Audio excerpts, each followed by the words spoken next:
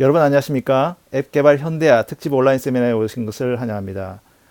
이번 시간에는 AWS 클라우드를 통한 현대적 애플리케이션 디자인 및 구축 패턴이라는 주제로 말씀드리도록 하겠습니다. 저는 AWS에서 테크 에반젤리스트를 하고 있는 윤석찬입니다.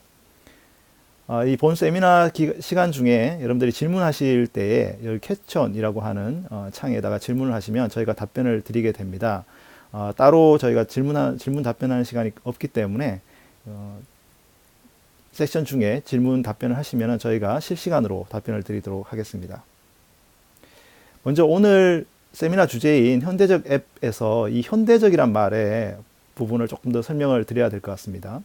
과거에는 IT 기술이 나오기 전에는 어떤 시장 변화가 그렇게 크게 변화되지 않았습니다. 그런데 최근 즉 현대에는 이 IT 기술이 가속화됨으로 따라서 시장 변화 속도가 굉장히 빠르고 굉장히 많은 사용자 또는 고객들이 IT 기술을 활용함으로써 원하는 피드백들을 계속적으로 제공하고 있어서 모든 산업에 있어서 IT의 영향을 받고 또 시장 변화 속도가 굉장히 빠른 것을 알 수가 있어요.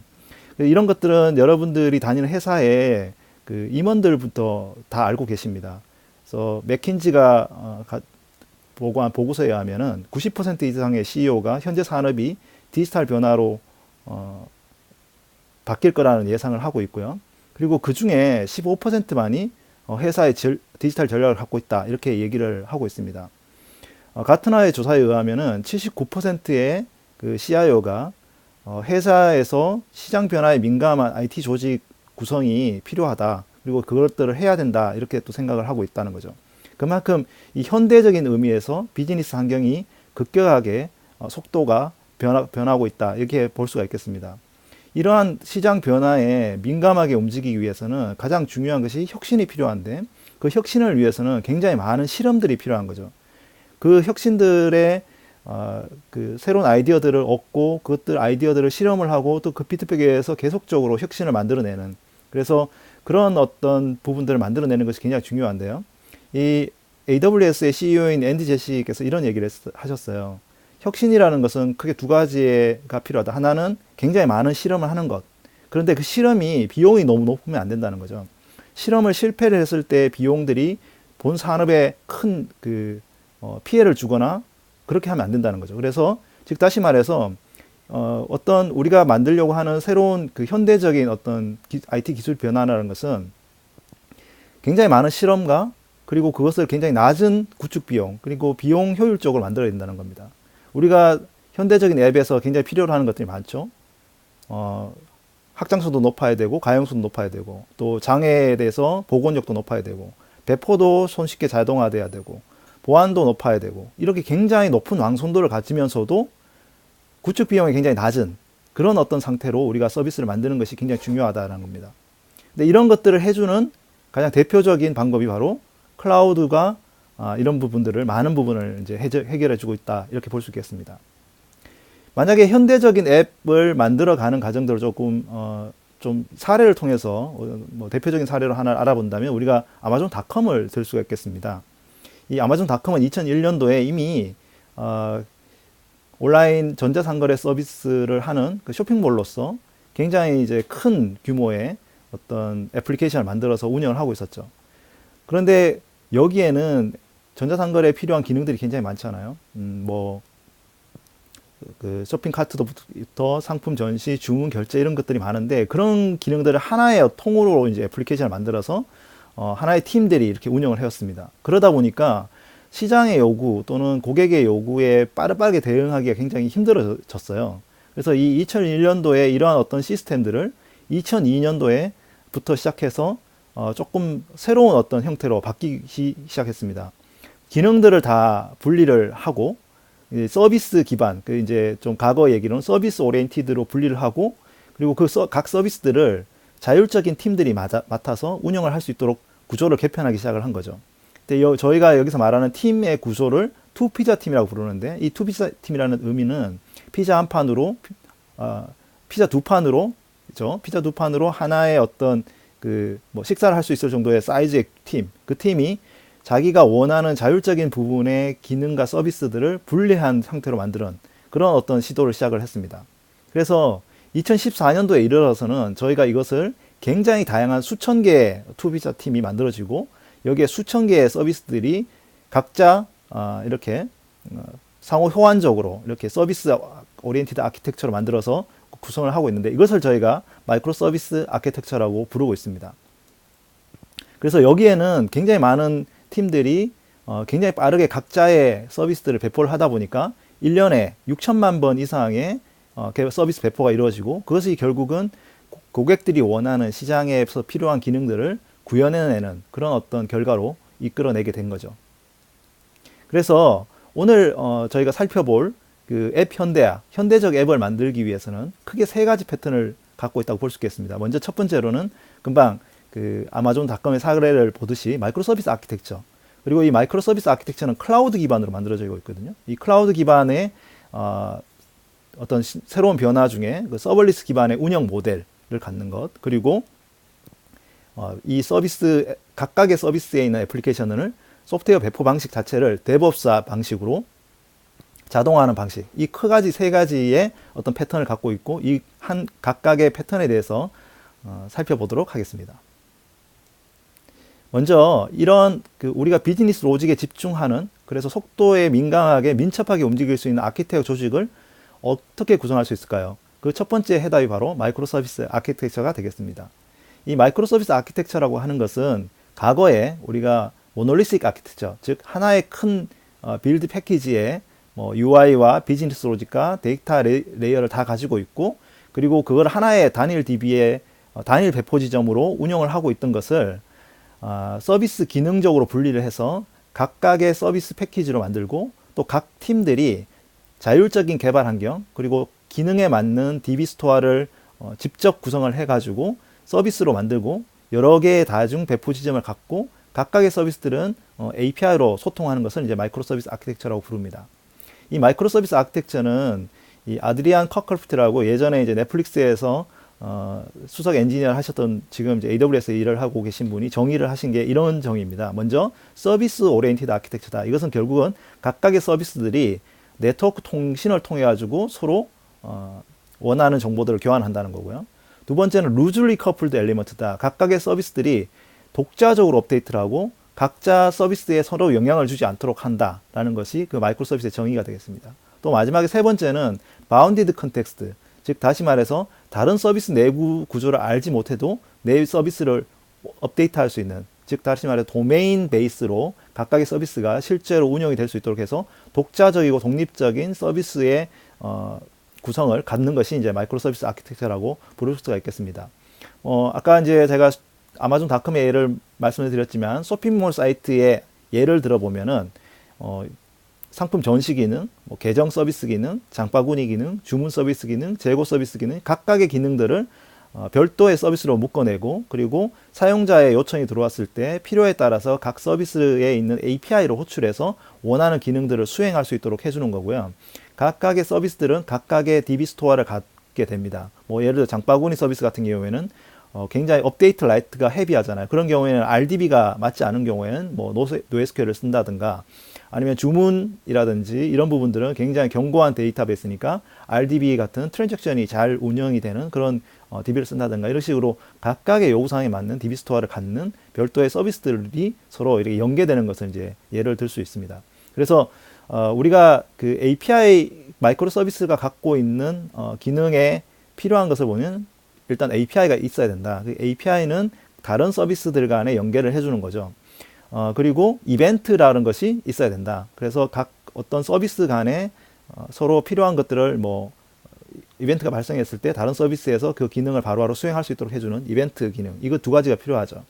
이제 마이크로 서비스 아키텍처를 좀 안을 내부를 구성을 보면 당연히 이제 코드와 이런 어떤 SDK들이 있겠지만 각각의 서비스에 데이터 스토어가 있다는 것도 굉장히 중요하거든요. 이 독립적인 API 서비스와 데이터 스토어를 갖고 있다는 것이 굉장히 중요한데, 이 데이터 스토어는 금방 말씀드린 대로 굉장히 다양한 애플리케이션의 성능에 따른 그런 요구사항들이 있는 거죠.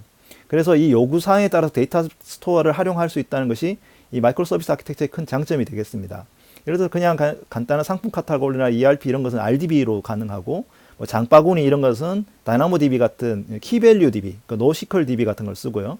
컨텐츠 관리나 아니면 이런 것들은 뭐 다큐멘트 DB를 쓴다거나, 그리고 리더보드, 실시간 분석, 캐싱 이럴 때는 인메모리 DB, 뭐 레디스나 멤캐스디 같은 걸 쓰고, 또 최근에 이제 AWS 나와 있는 그런 데이터베이스 중에 그래프 DB, 소셜 네트워킹 서비스에 쓸 수 있는 것, 또는 타임 시리즈, 사물 인터넷이나 시계열 로그 같은 것들 관리할 수 있는 타임 시리즈 데이터를 관리할 수 있는 타임 스트림이라고 하는 DB, 그리고 최근에 이제 블록체인 같은 데서 원장이 있죠. 그래서 변경 불가능한 데이터들을 이렇게 체크하고 그 감사할 수 있는 그 데이터들을 처리할 수 있는 그런 어떤 원장 DB까지 굉장히 다양한 DB의 형태가 있고, 그것들을 마이크로 서비스에서 활용할 수 있다면 굉장히 도움이 될 거라고 생각이 듭니다.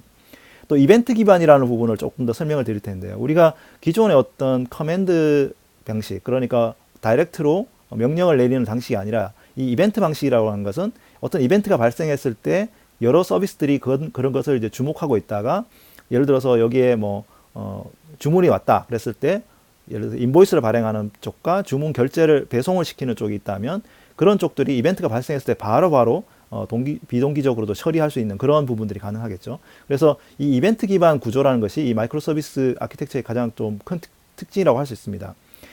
그런데 이제 이 이벤트 기반의 서비스들을 이제 바로 운영할 수 있어서 애플리케이션으로 구성할 수 있는 방법이 AWS에 여러 가지 서비스가 있는데, 그 중에 예를 들어 클라이언트에서 서비스로 어떤 이벤트를 통합해 주는 걸 할 때는 API 게이트웨이라고 하는 연결 서비스가 있고요. 그리고 서비스와 서비스대의 서비스를 제로할 때는 큐, 또는 예를 들어서 뭐 알림, 노티 방식으로, 펍섭 방식의 뭐 알림 방식으로 서로 통신을 하거나 그것들을 이제 처리할 수 있겠습니다.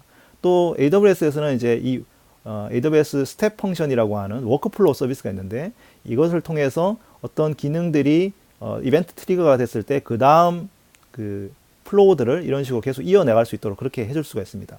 이걸 이제 좀 더 자세하게 보시면은 일반적인 이제 리퀘스트 리스판스를 하는 경우에 어떤 뭐 그 펑션이 람다 펑션 같은 거 실행이 됐을 때 아까 SQS 그 심플 큐 서비스에 큐가 들어가고, 그거에 의해서 다른 함수가 다시 실행이 돼서 그것들을 바로 처리할 수 있는 그런 부분들이 가능하고요. 또 퍼블리시 서스크라이브 같은 그런 방식에서도 A 서비스가 새로운 부분을 퍼블리싱을 했을 때, 새로운 부분이 퍼블리시 됐을 때 심플 노티피케이션 서비스 토픽이 다른 서비스에 큐로 보내준다거나, 아니면 다른 서비스를 연결한다거나, 다른 서비스 람다가 실행이 돼서 워크플로우를 실행한다거나, 이런 것들이 이제 바로 가능하게 되는 거죠. 그래서 이 워크플로우 오케스트레이션이라는 것도 보면 잡이 이제 실행되고 그 중간중간에 어떤 잡들을 실행할지를 만든 다음에 결과를 내서 또 다시 그것이 이벤트가 발생을 했을 때 다른 서비스에 연관을 주고 이렇게 해줄 수 있게 됩니다. 이렇게 함으로써 어떤 서비스와 서비스 사이에 그 통합을 엄청나게 쉽게 해주면서 짜야 될 코드들은 거의 없는, 그래서 이벤트 기반으로 만든다는 것이 마이크로 서비스 아키텍처에서 굉장히 중요한 요소 중에 하나가 되겠습니다. 자, 두 번째는 어떻게 하면 이 마이크로 서비스 기반 애플리케이션을 효율적으로 운영할 수 있을까? 어떻게 하면 인프라적으로도 효율적으로 운영할 수 있을까? 그것을 바로 이제 서버리스 기반 운영 모델이라고 부를 수 있는데요. 이 서버리스 기반의 운영 모델은 우리가 IT 운영 모델의 패러다임 진화의 입장에서 살펴볼 수가 있습니다.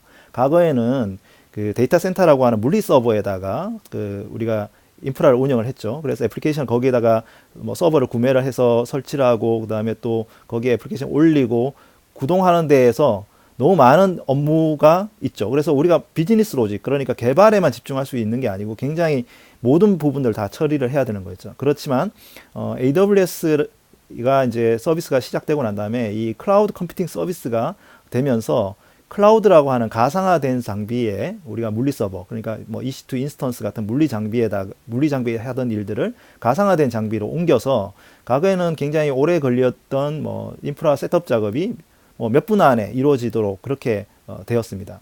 근데 최근에 또 들어서는 이 가상화된 장비 중에 그 추상화 수준을 더 높여서 그 밑에 뭐 OS라든지 뭐 프레임워크 같은 거는 신경 쓰지 않고 개발 코드와 개발 라이브러리들만 컨테이너화 시킨 다음에 그 컨테이너만 제공을 함으로써 이제 운영을 하는 방식, 컨테이너를 통해 가지고 우리가 좀 더 그런 그 해야 될 일들을 낮춰준 그런 부분들이 있습니다.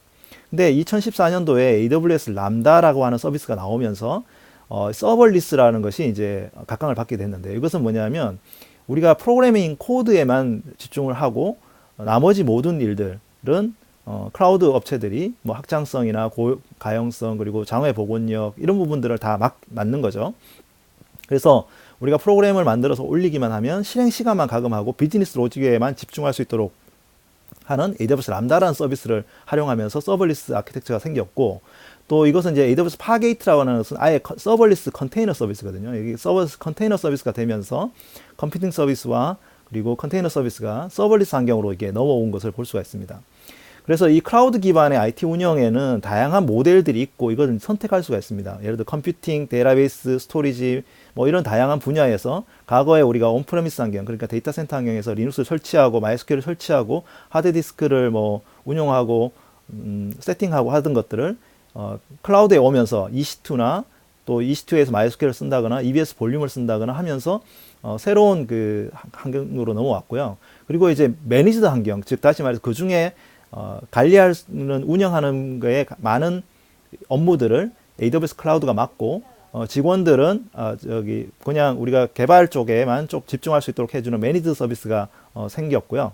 그리고 이제 최근에 들어서 이제 이 서버리스 서비스까지도 추가가 되고 있습니다. 즉 다시 말해 여러분들은 이 환경들을 다 선택할 수가 있어요. 뭐 데이터 센터에서 운영할 수도 있고, 그리고 EC2 환경이나 가상화 서버 환경에서 운영할 수도 있고, AWS가 제공해주는 매니지드 서비스, 즉 좀 더 관리형 서비스를 할 수도 있고, 아예 그 관리형 서비스에서 프로그램에만 집중할 수 있는, 비즈니스 로직에만 집중할 수 있는 서버리스 환경까지 이렇게 다양한 선택 옵션을 갖고 있습니다.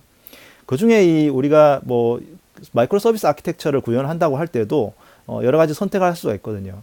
가상 서버 환경에서도 LSL 로드 밸런싱과 오토 스케일을 거쳐서 EC2 서버들을 실제로 고확장성을 하고 그 다음에 이제 가용성을 높이면서 운영할 수도 있고요. 또 아마존 컨테이너 서비스 같은 그 ECS, EKS 같은 컨테이너 서비스를 이용할 수도 있고, 또는 AWS 람다 같은 서버리스 환경을 이용할 수도 있습니다. 그래서 마이크로 서비스 아키텍처라는 것이 뭐 다양한 어떤 그 운영 모델을 가지고 선택을 할 수가 있는데요.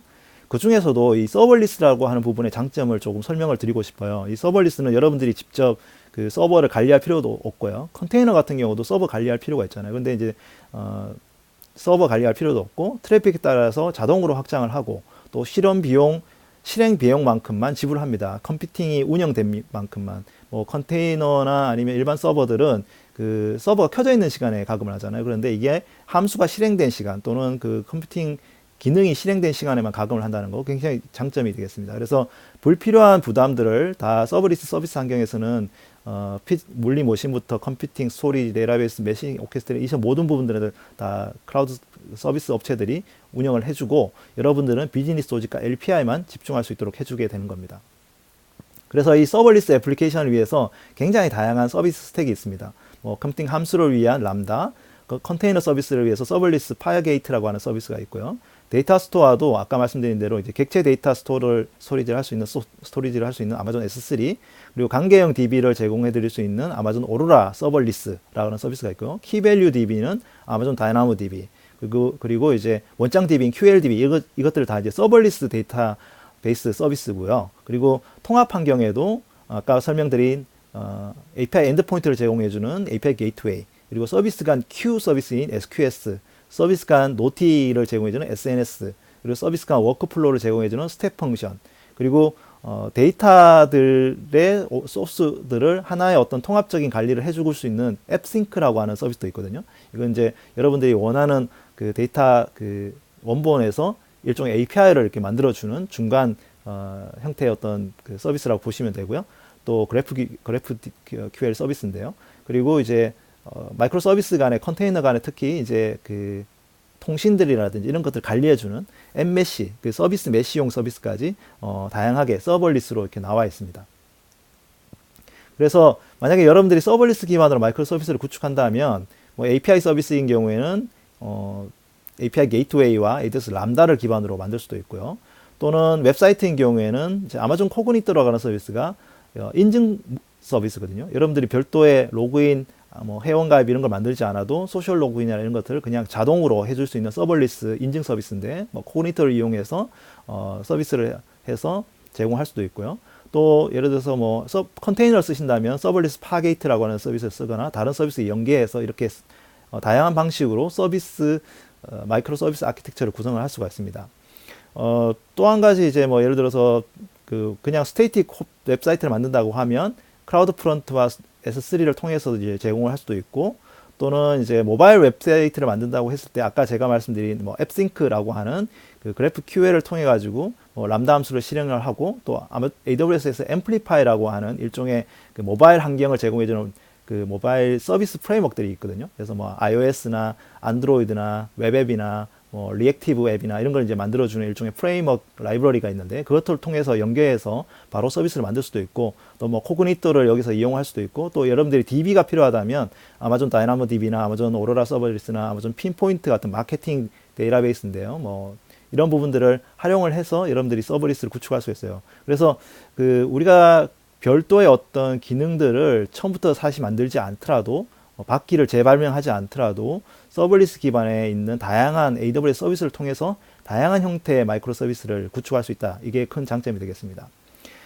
세 번째로는 우리가 이렇게 만들어진 마이크로 서비스 애플리케이션을 어떻게 하면 좀 더 빠르고 효율적으로 배포할 수 있는가 하는 점입니다. 그럴 때 우리가 가장 중요한 방식이 바로 DevOps 기반의 자동화된 배포 방식이라고 볼 수 있겠습니다. 이 DevOps라고 하는 것은 개발과 운영을 한꺼번에 할 수 있는, 뭐 여러분들이 생각할 때 개발과 운영을 어떻게 한꺼번에 해요? 좀 쉽지 않겠죠. 그렇지만 클라우드 환경에 이 자동화된 방식으로서 이런 그 개발과 운영을 한꺼번에 하더라도 비용을 굉장히 낮출 수 있는 그런 장점이 있는 거죠.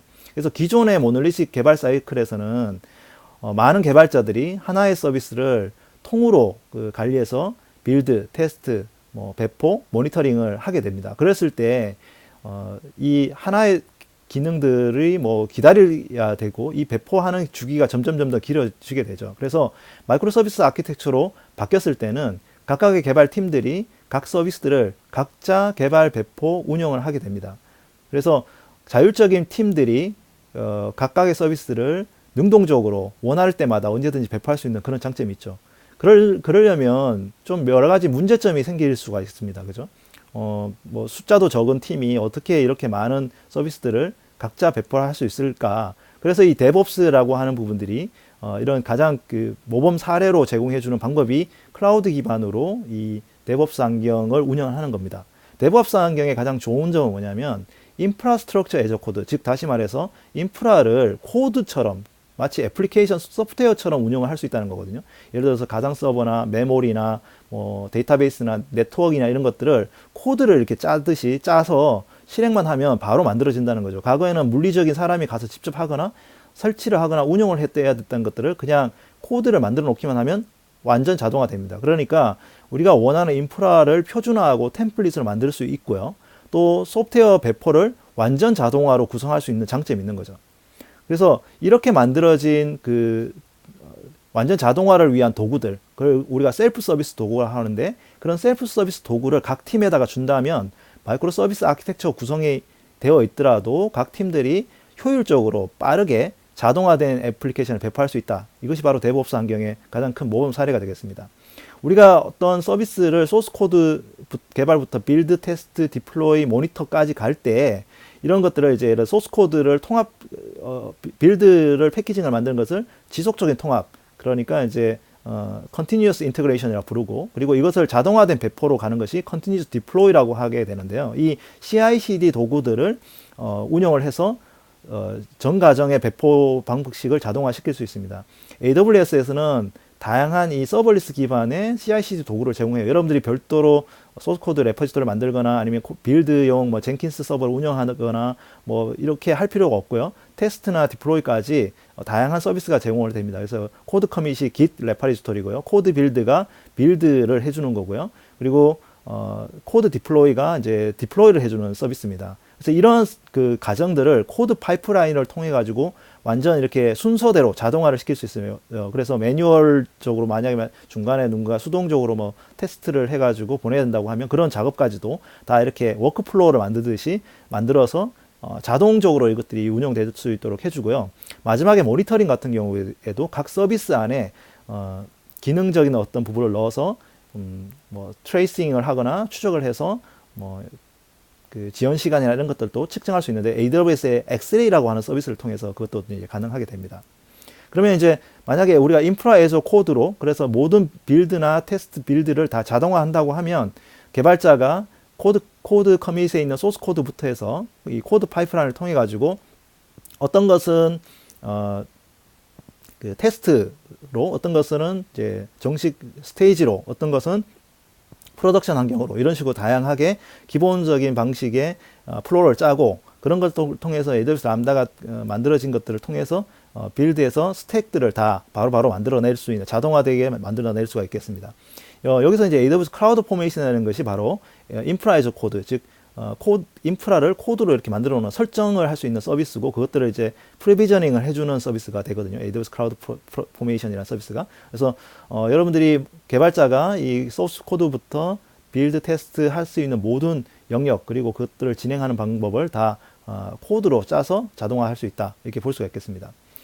최근에 나온 서비스 중에 저희가 AWS 클라우드 디벨롭 킷 CDK라고 하는 부분이 있는데요. 이 CDK는 기존에 이제 그 클라우드 포메이션은 일종의 선언적인 어떤 방식으로 그 코드 인프라를 선언을 해서 설정을 하는데, 이것은 이제 코드로 개발을 해서 프로그램을 짤 수가 있습니다. 뭐 타입스크립트나 자바스크립트나 아니면은 이제 뭐 자바나 이렇게 파이썬 같은 랭귀지를 통해 가지고 이 인프라를 셋업을 할 수가 있는 거죠.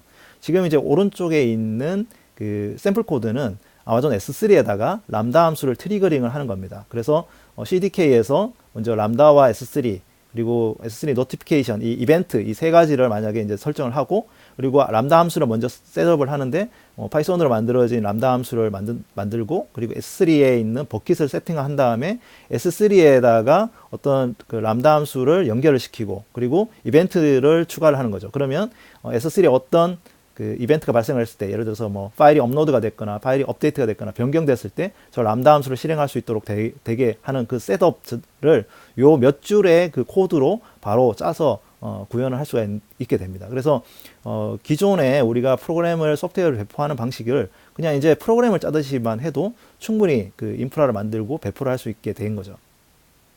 마지막으로 이제 이 엑스레이라고 하는 것을 통해서 이 마이크로 서비스 간의 모니터링도 가능하게 됩니다. 그래서 지금 보이는 이제 이 녹색으로 되어 있는 동그라미들이 다 이제 마이크로 서비스들이고, 그 사이에 어떤 데이터들이 옮겨가고 있는지를 시각적으로 추적을 할 수가 있고요. 그 안에서 마이크로 서비스 안에서 어떤 기능들이 어떻게 얼마만큼의 시간을 가지고 수행이 되고 있는지, 뭐 슬로우 쿼리는 있는지, 이런 것들을 확인할 수도 있고요. 또 서비스 간의 내부 속성별로 멤버 아이디라든지 엔티티 타입에 따라 가지고 걸리는 시간들을 측정해서 어디에서 병목 현상이 생기는지, 이런 것들도 이제 모니터링 가능한 방식으로 제공을 해드리고 있습니다. 자, 그래서 오늘 제가 말씀드린 그 모던 앱, 그러니까 앱 현대화를 위한 디자인 패턴이 크게 세 가지죠. 마이크로 서비스 아키텍처, 서버리스 기반의 운영 모델, 데브옵스 기반의 자동화 배포, 그리고 여기에는 마이크로 서비스를 위해서 API 이벤트 기반의 서비스 구조화를 하고, 다양한 데이터 스토어를 사용해서 마이크로 서비스를 좀 더 풍성하게 원하는 기능들을 구현할 수 있고요. 또 비즈니스 로직과에만 집중할 수 있도록 서버리스 기반 환경, 물론 마이크로 서비스는 뭐 가상 서버를 통해서 컨테이너 소프트도 만들 수 있지만, 이 서버리스 기반 환경을 함으로써 좀 더 속도 빠르게 하고 민첩하게 운영할 수 있는 장점이 있고요. 또 지속적인 CI/CD 도구들과 또 코드 기반 배포, 모니터링 자동화를 통해서 좀 더 빠르게 데브옵스 환경으로 배포할 수 있는, 이런 것이 바로 그 현대적인 앱이 갖고 있는 패턴입니다. 그래서 이런 부분들을 여러분들이 잘 활용하신다면 속도감 있게 민첩하게 시장 변화에 민감한 그런 어떤 회사 조직과 애플리케이션 구조, 그리고 배포 방식을 가질 수가 있겠습니다. 이러한 그 마이크로 서비스와 서버리스 기반의 앱 현대화를 이루어놓은 많은 회사들이 있어요. 그 중에 이제 대표적인 사례로 펍지를 운영하는 크래프톤 같은 경우에는 펍지 서비스를 운영하기 위해서 뭐 300만의 동시 접속을 운영을 하고 10배 트래픽을 수용할 만큼 서버리스 환경을 가지고 기능들을, 몇 가지 기능들은 게임 속에 있는 몇 가지 기능들은 이제 구현한 것이 있고요. 또 코카콜라 같은 경우에는 예를 들어서 이제 뭐 영양 정보들 있죠. 음식 그 음료수에 들어가는 정보 안에 들어있는 성분 분석을 하기 위해서 기존에 36시간 정도 걸리던 레가시 플랫폼을 서버리스로 바꾸자마자 10초 만으로 굉장히 뭐 획기적으로 단축한 그런 사례도 있고요. LG가 하고 있는 IoT 플랫폼, 전 세계적으로 제공해주는 LG 가전에 들어가 있는 IoT 플랫폼 같은 경우에도 기존의 방식보다 이 서버리스와 매니지 서비스를 활용했을 때 관리 비용과 구축 비용들이 80% 이상 절감한 그런 부분 사례도 있습니다. 또 핀나라라는 회사가 우리나라의 이제 금융감독원 같은 증권거래소 금감독원 같은 회사인데 여기는 이제 미국 증시에서 매매를 할 때 검증을 하는 시스템을 구축할 때 아예 이제 서버리스 기반으로 만들어 봤는데 3개월 만에 그 복잡하고 어려운 기능들을 구현을 했던 부분도 있고요. 이렇게 함으로써 이제 워싱턴 포스트 같은 회사는 뉴스 사이트에 매 시간당 50회 이상의 서비스를 배포한 부분도 있었습니다. 이렇게 많은 회사들이 이 클라우드 기반의 마이크로 서비스 환경과 서비스 기반으로 앱 현대화를 함으로써 기존의 방식보다 좀 더 굉장히 빠르게 또 민첩하게 애플리케이션을 만들고 운영할 수가 있게 된 거죠. 자, 여러분들이 만약에 이 세션을 들으셨다면 어디서부터 시작할 수 있을까요? 먼저 여러분들이 갖고 있는 애플리케이션에서 마이크로 서비스로 분리 가능한 독립적인 기능이 뭔가, 아주 작은 기능도 괜찮습니다. 그것들을 먼저 분리해 내고요. 그 분리해 낸 부분들을 좀 더 빠르게 이 클라우드 환경에서 실험적으로 구축할 수 있도록, 그래서 고객들의 피드백을 통해서 좀 더 자율적으로 그 기능들을 만들고 구축할 수 있는 실험팀을 먼저 꾸리고요. 그런 다음에 실험 프로젝트를 한번 구현해 보는 겁니다. 그래서 클라우드 기반으로 제공해주는 다양한 셀프 서비스들이 있잖아요. 아까 제가 안내해드린 그런 서비스들이 여러분들이 별도의 다른 바퀴를 만들지 않아도 바로 이제 구현을 해볼 수가 있고요. 그렇게 한 다음에 서비스를 빠르게 배포하고 또 그것들을 고객의 그 피드백에 따라서 다시 또 재개발을 해서 기능을 추가해서 다시 배포하고 하는 것들을 빠르게 함으로써 여러분들이 이 마이크로 서비스의 장점과 또 클라우드와 서버리스의 장점들을 이제 효용을 안 다음에 이제 더 많은 서비스들을 다시 분리해내고 또 그렇게 함으로써 여러분들의 그 조직과 서비스 구조가 굉장히 크게 바뀔 거라고 생각이 듭니다. 여러분들이 이제 현대적인 앱 개발을 위한 교육 자료 또 저희가 많이 제공해 드리고 있거든요. 그래서 공인교육으로 저희가 제공해 드리는 과정도 있고요. 또 자격증도 있거든요. 그래서 여러분들이 데브옵스 환경의 엔지니어가 되고 싶었을 때 이런 자격증도 공부하시고 또 사용을 하시면 좋을 것 같습니다. 자, 애플리케이션 현대화 개발 특집 온라인 세미나 첫 번째 시간인데요. 참석해 주셔서 대단히 감사드립니다. 오늘 그 뒤의 시간들은 계속해서 오늘 제가 말씀드린 이 앱 현대화를 위한 각각의 속성 중에 좀 더 자세한 부분들을 컨테이너와 또 이제 인프라 운영, 또 소프트웨어 배포 이 부분들에 대해서 설명을 드릴 예정입니다. 그래서 좀 더 나은 세미나를 위해서 이제 바로 그 세션이 끝나면 설문이 있으니까 꼭 작성해 주시고 또 필요한 어떤 정보들은 저희가 소셜미디어나 블로그, 동영상 사이트 이런 데서 제공해 드리고 있거든요. 이런 채널들도 활용을 해서 꼭 그 많은 부분들을 공부해 보시면 좋겠습니다. 네, 오늘 긴 시간 경청해 주셔서 감사드리고요. 많은 도움이 되셨길 바랍니다. 감사합니다.